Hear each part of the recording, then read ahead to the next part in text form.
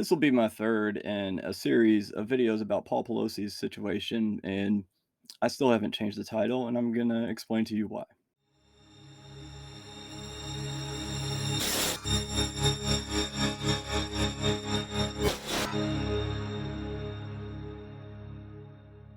This is an article from the Post Millennial, and the title here is California State Senator Scott Weiner knew of Paul Pelosi attackers' long history with the nudist community in the Castro.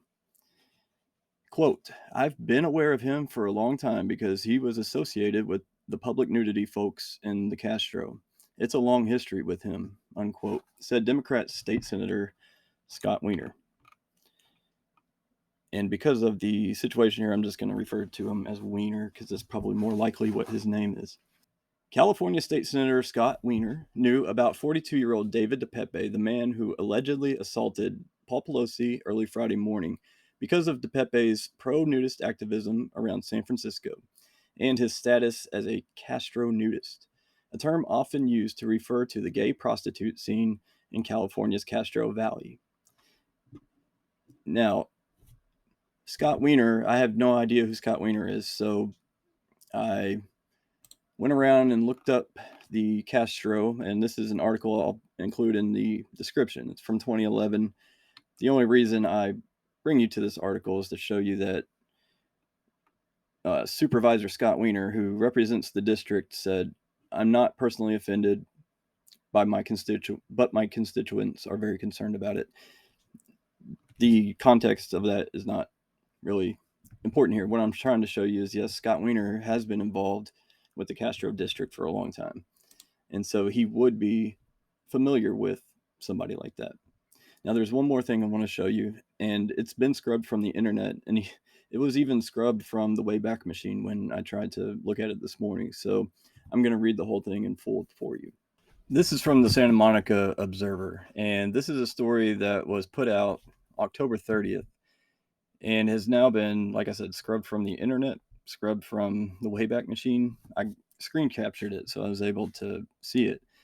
It was written by a guy named Stan Green, who, because of security reasons, has removed their photo. And before I read this, I want you to know that this is all opinion and that this is all technically, well, it's all fiction, sort of. It's fiction in a way, like, Huckleberry Finn is fiction. It's not a real story, but there's a lot of truths that you can take away from it. So let's read it and let's see what it says. The title here is The Awful Truth. Paul Pelosi was drunk again and in a dispute with a male prostitute early Friday morning. At San Francisco's gay bars closed at 2 a.m., two gay men met in a bar and went home together. Happens every night in the city by the bay, except one of these two men was married to House Speaker Nancy Pelosi. I might disappear for telling you the truth. If I do, you'll all know why. But here's what really happened early Friday morning in San Francisco, in my humble opinion. And this got cut off here. Read through here. According to the SFPD, RP stated that there was a male in the home and that, sorry, it's cut off, but I can read this, that he's going to wait for his wife.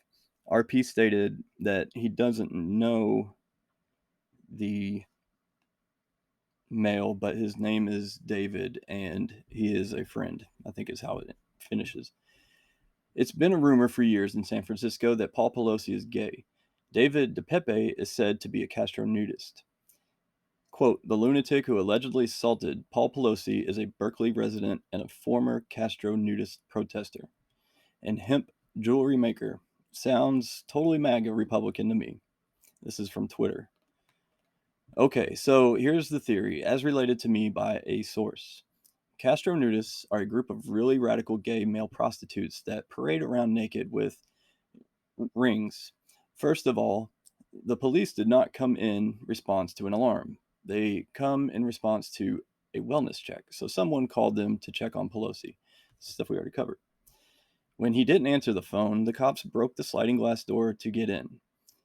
Pelosi was struggling with the suspect who was in his underwear, and that's since been retracted. Pelosi owned the hammer, not DePepe, or the male prostitute was doing something Pelosi didn't like. And then there was the press conference when they didn't know the mic was on, and the reporter was talking to his supervisor and asked, "Can we say the thing about the nudist thing?" No? Oh, okay. Quote, "Tell me something. These people are worth hundreds of millions of dollars. Nancy is third in line to the presidency. You don't think they have the most amazing security?" Which I mentioned before. And by the way, when Pelosi was in that drunk driving accident, he had a young man with him, and that too was covered up by the police and the press. How would suspect DePepe have been able to break a window that without triggering an alarm? He didn't. The police broke the window to gain entry. There was only one hammer, and it belonged to Pelosi, and only one cop quoted the perpetrator saying, "Where's Nancy?" None of the other sources said that happened. And one of them could easily have broken that window. Remember, there was no alarm triggered. How would suspect DePepe have gotten into that house without doing that? The cops smashed the glass to gain entry. And this is a tweet from Harmeet Dillon, talking about her trying to serve somebody with a subpoena at the residence and wasn't able to get there because security had it too tightly wound. Who called 911 to initiate a wellness check? Either Nancy or her staff, who hadn't heard from Paul all evening, and suddenly it's 2 a.m., or a neighbor hearing a fight at the Pelosi residence. Admittedly, David DePepe is a known nutcase. He's an election denier, says mainstream media, who has posted conspiracy theories online. That may be true, but he also lives in Berkeley, where he's a 42-year-old career student. These conspiracy theories, strangely, they keep saying this. They keep saying that he's posted all these conspiracy theories and election denier things. I haven't seen any of it. Have you? If anybody's seen it, please let me know, because I haven't been able to find it. They keep saying it, but not showing any evidence. And I will retract that if you've got some. So I'm not saying that my theory or the title is definitively true. I don't know that. But what I am saying is my title and that theory is more plausible than any other theory based on the information that's out there. And until they can prove otherwise, prove me wrong. Well, thank you for watching, and please subscribe if you haven't already, and hit the like button too. Thank you, and I'll see you again soon. Peace be with you.